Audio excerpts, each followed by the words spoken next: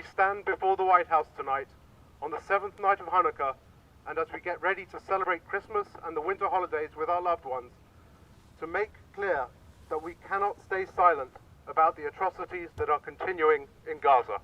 Over 800 of us have signed a letter to the President, Vice President, and Cabinet members demanding a ceasefire and de-escalation.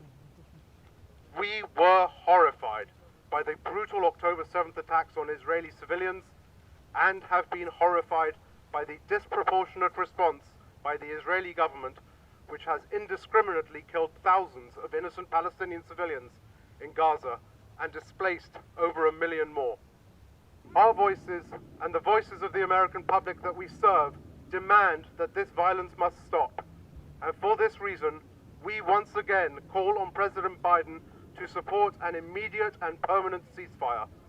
Both Israelis and Palestinians have the right to live with equal rights, safety, peace, and human dignity. We write as Palestinian Americans in public service. We write as your staff. We write as fellow human beings.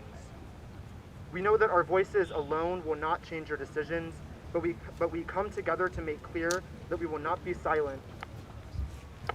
That we will not be silent in the face of our existential destruction by your hands.